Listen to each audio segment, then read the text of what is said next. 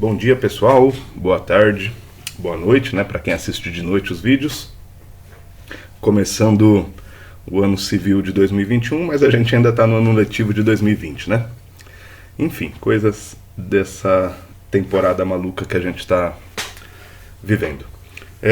Aula de hoje, fenômenos celestes cotidianos. Fenômenos celestes que acontecem no dia a dia, não exatamente no dia a dia, né? Alguns acontecem todos os dias, outros não. Vou falar de alguns aqui, mais significativos, tá? Então essa semana 3, do dia 4 ao dia 9 de janeiro, atividade vocês podem fazer até o dia 11, que é segunda-feira, né? Então vamos lá. Nas aulas passadas, na semana 1 e na semana 2 desse quarto bimestre, a gente trabalhou com as origens da astronomia, o modelo geocêntrico, né, do Aristóteles e depois consolidado pelo Ptolomeu, que ficou conhecido como modelo aristotélico-ptolomaico. Falei um pouco sobre a esfera celeste na última aula também, de como mapear, né, o horizonte e o hemisfério celeste com o ponto do zênite e as inclinações, enfim. O movimento diário do Sol, visto de vários pontos de vista diferentes, de vários referenciais diferentes no planeta. E o movimento anual do Sol, também visto de vários pontos diferentes no planeta Terra, né? Então esses foram os assuntos das aulas passadas. E na aula de hoje o que a gente tem? 3 fenômenos que acontecem aí todos os dias, mais ou menos todos os dias. Uns acontecem todos os anos, outros todos os meses, ou em períodos mais distantes. Primeiro, fases da Lua, tá? A gente vai discutir com alguns detalhes o que são as fases da Lua. Eu me espantei, né, com as turmas do ano passado, de 2019, de 2018, do segundo ano, que muita gente não conseguia explicar na sala de aula, né, perguntando por que ocorrem as fases da Lua, e mais de metade da sala não conseguia explicar. Eu me espantei, fiquei bastante assustado com isso. Então, alguns detalhes são importantes a gente notar, tá? Tem muita besteira sendo falada por aí. Estações do ano também tem uma besteira especialmente que se fala por aí, que tem que tomar muito cuidado. E os eclipses, tá? No final vou falar sobre a atividade da semana, que essa semana é simplesinho. Bom, vamos lá então.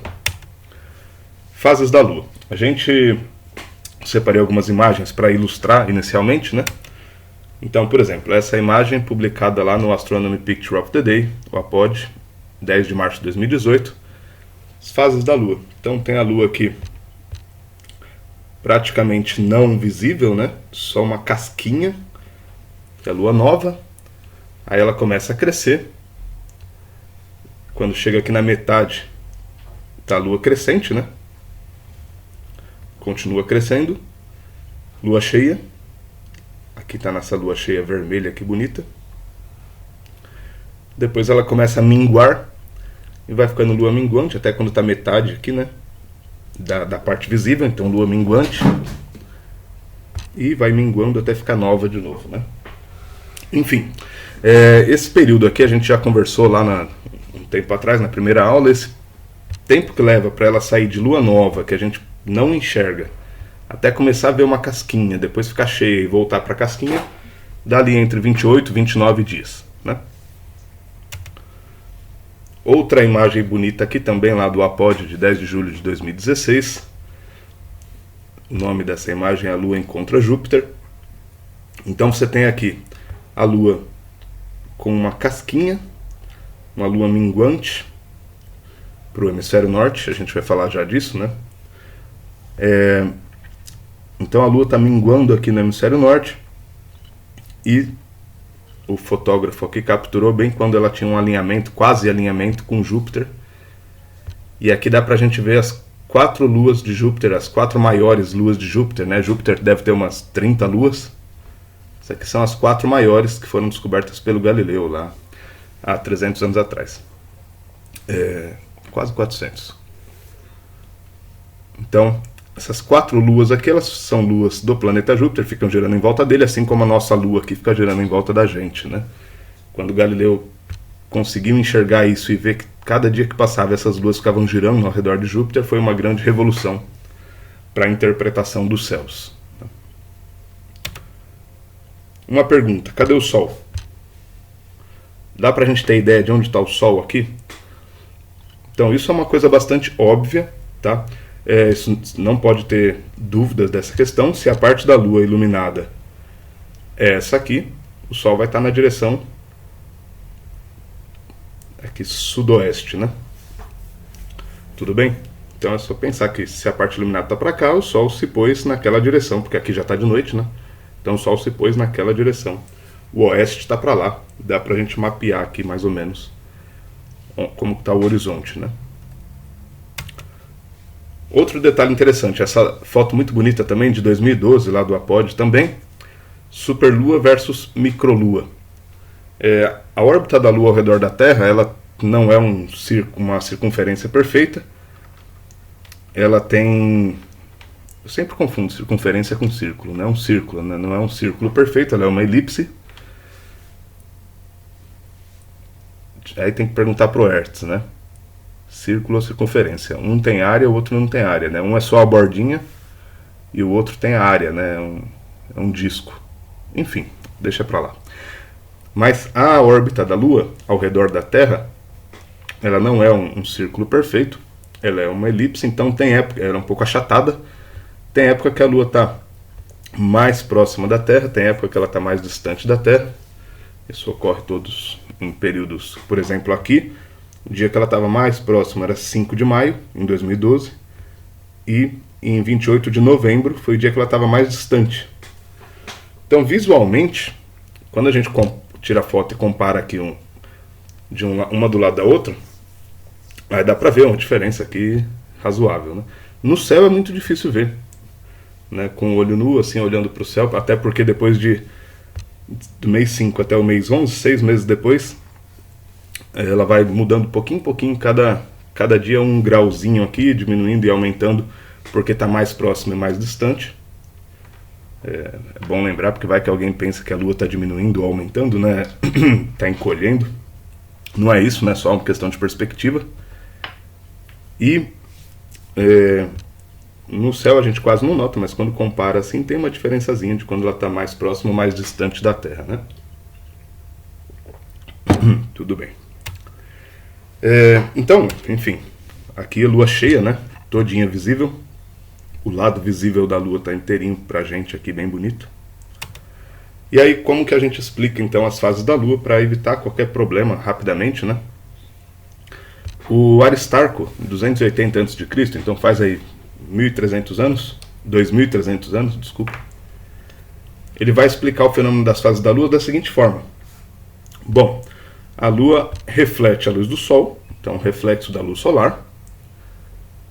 E dependendo da posição que ela está, a gente vê uma parte refletindo mais ou menos a luz solar, né? Lembrem que, na verdade eu não lembro se eu comentei isso com vocês também, mas o Aristarco ele propõe um modelo heliocêntrico de universo, né? Enquanto estava o pessoal trabalhando no modelo geocêntrico do Aristóteles, o Aristarco propõe um modelo heliocêntrico, mas ele tem poucos argumentos, não consegue convencer que a Terra está girando, tanto em translação quanto em rotação. Então o modelo do Aristóteles é que vinga, né? Mas essa explicação do Aristarco, ela independe se o modelo é geocêntrico ou heliocêntrico, reparem. Então, para o ponto de vista nosso, né, para a gente que está aqui na Terra, quando a Lua está nova, a parte que está refletindo a luz do Sol está virada para o Sol. Não, isso sempre, né? Mas a parte que não está refletindo a luz do Sol está virada para a Terra. Então a gente que está aqui no planeta vai ver essa Lua durante o dia, quem está desse lado aqui do planeta, né? E vai ver a parte não iluminada da Lua, então como ainda vai estar claro, porque é de dia, quase não vê a Lua, né? Lua nova. Nos dias seguintes ou dias anteriores, que nem aquela foto que eu coloquei aqui, então no dia da Lua nova mesmo a gente não enxerga, mas no dia seguinte a gente começa a ver uma casquinha, porque ela vai ficando um pouco mais para o lado, uma casquinha um pouco maior e assim por diante, né? E aí vai ficando crescente. Quando ela está nessa posição ao redor da Terra, você tem um triângulo aqui, esquece os outros desenhos. Pensa só agora, Terra, Lua e Sol. Então você tem um triângulo retângulo aqui, e quem está aqui do planeta Terra vai ver essa metade da Lua iluminada aqui. Algo assim, né? Enfim. A Lua continua girando ao redor da Terra. Depois de mais uns dias, ela está aqui. E aí quem está aqui na Terra vai olhar e ver a parte iluminada da Lua, né? Então vai ver a Lua cheia, assim, né? Dessa forma aqui, né? Detalhe importante que a gente volta daqui a pouco, mas ó, repare que quem está vendo a Lua quando ela está nessa posição? Quem está vendo a Lua é quem está nessa parte escura da Terra, ou seja, quem está de noite. Né? Então, quando é de noite aqui, por exemplo, e está em Lua cheia, dá para você ver a Lua. Quem está durante o dia não vai ver, né? A Lua continua girando, vai minguando, até que ela chega numa posição aqui, que quem está aqui na Terra vê metade dela iluminada, né? A outra metade diferente do quarto crescente aqui. Tem alguns detalhes interessantes que eu vou falar daqui a pouco sobre essa configuração. Mas enfim, reparem que essa explicação, a Lua leva então aqui mais ou menos 28, 29 dias para dar essa volta, vai crescendo e minguando, né, entre Lua nova e Lua cheia. Aqui não tem diferença se eu coloco a Terra girando ao redor do Sol. Então, desenho uma órbita aqui agora imaginária da Terra girando ao redor do Sol, enquanto a Lua gira em torno da Terra, que é o modelo heliocêntrico. Ou, se colocar aqui, a Lua está girando em volta da Terra, coloco o Sol girando em volta da Terra também. Não tem diferença em relação à explicação das fases da Lua, né? Então, nesse caso, tanto faz se é o modelo heliocêntrico ou geocêntrico, o Aristarco vai explicar com o reflexo da luz do Sol, e é o que é mesmo até hoje, a gente sabe bem disso. 2 slides aqui que eu roubei do professor Roberto Bosco, que foi um professor meu, e tem esses slides bonitinhos que ele fazia há uns 20 anos atrás. Primeiro, então, se a gente começa a olhar num certo dia, lua nova, a gente começa a contar então dia 1, né? O primeiro dia que a gente vai contar a rotação, translação da Lua ao redor da Terra, né? Então começa com lua nova, a Lua começa a crescer enquanto vai girando ao redor da Terra, chega no 7º dia mais ou menos, está em Lua crescente, ou quarto crescente. Passou mais 7, 8 dias, lá pelo dia 14, Lua cheia. Depois, mais 7, 8 dias, Lua quarto minguante, ou Lua minguante, no dia 21. E aí, quando passa mais 7, 8 dias, no dia 28, 29, Lua nova. Né? E aí, repete o ciclo. Né? Alguns detalhes interessantes. Se você estiver no Polo Sul, você vai ver a Lua exatamente assim. Ó. A Lua crescente em formato de C, nascendo no leste. Então reparem, ó, crescente, né? Só para aproveitar o C de Lua crescente, para quem está no Polo Sul, vai ver a Lua crescente em formato de C nascendo no leste, subindo lá e se pondo no oeste. Para quem está no Equador, vai ver a Lua crescente nascendo assim, ó. Não mais em formato de C assim, mas deitada aqui 90 graus. Por qual motivo? Motivo mais óbvio, porque a Terra é uma esfera. Então quem está lá no Polo Sul, imagina a esfera, quem está no Polo Sul está numa posição, quem está no Equador está em 90 graus daquela posição. Então é como se você estivesse em pé e você deitado, né? Você vai ver uma coisa. Que nem quando a pessoa te manda uma foto no celular deitada, que você tem que ficar virando a cabeça assim, para poder enxergar a foto direita, porque a pessoa não se tocou ou não se preocupou de mandar a foto para você direito, né? Tenho muita raiva disso. Bom, tem tanta coisa pra gente ter raiva na vida, né? Vou ter raiva disso. Enfim, e quem tá entre o Polo Sul e o Equador, que é o nosso caso aqui de São Paulo, a gente vê mais ou menos assim, né? A Lua nasce cheia, a crescente, é um formato de C, mas é um C meio deitadinho, né? E aí ela vai rodando aqui e se põe no oeste assim. Então quando tá mais por volta, quando ela tá mais perto do zênite, lá mais no alto da trajetória, fica um Czinho mais aprumado aqui. Tá? Repare o seguinte, vou voltar aqui nessa imagem. Deixa eu ver, essa pode ser. Essa daqui foi tirada por Jean-François Gould e Tom Pollax. Foi tirada essas fotos no hemisfério norte. Por que eu sei que foi tirada no hemisfério norte? Ou na França, ou na Inglaterra, na Alemanha, na Espanha, na Rússia, sei lá. Porque a Lua está crescendo, ó.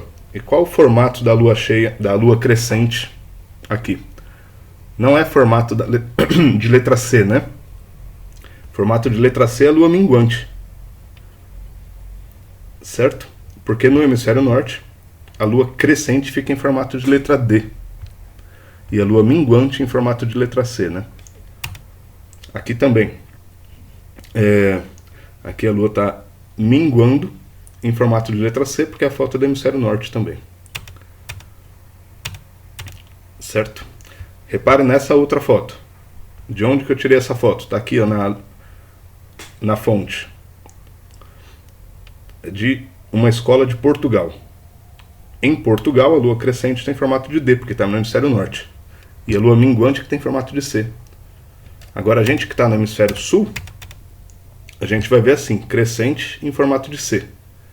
Tá? Por isso que foi colocado aqui, ó, observador no hemisfério sul. Então, Lua crescente em formato de C.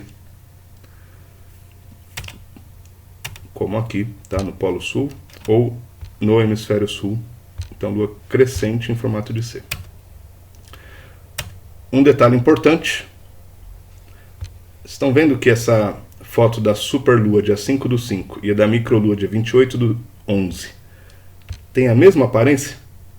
Essas crateras, esses lagos, né, que foram lagos, hoje são todos secaram, né? Esses grandes lagos da Lua e as crateras de impacto aqui, tá vendo? É a mesma parte da Lua que está visível, né? Existe uma sincronia, né? Uma sincronicidade entre a rotação e a translação da Lua, tá? Devido à atração gravitacional e os princípios de conservação da energia que foram explicados após o século XVII. Então, coisas mais recentes que a gente vai falar depois.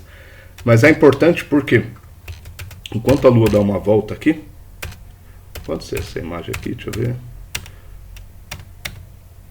Pode ser aqui. Enquanto a Lua sai aqui de Lua nova, vai crescendo, minguando, em 29 dias, a parte virada para a Terra também vai dando, quer dizer, a Lua vai fazendo uma rotação enquanto ela faz uma translação, de tal forma que a parte virada para a Terra fica sempre a mesma, né? Então você tem aqui, ó, se a Lua não rotacionasse, imagina que ela não rotacionasse, só fizesse a translação. Nesse momento, essa parte ia estar virada para a Terra. Quando estivesse aqui, essa parte ia estar virada aqui para a direita, né? Mas não. A parte da Lua virada para a Terra acompanha a rotação, a translação. Então, se a Lua leva 29 dias para dar uma volta ao redor da Terra, ela também leva 29 dias para dar um giro em volta dela mesma. Então, fica sempre a mesma aparência da Lua para a gente. Tem um lado da Lua que a gente nunca vê e um lado que a gente sempre vê, que é esse lado aqui, tá? Beleza? Vamos falar das estações do ano então. Vou fazer outro vídeo.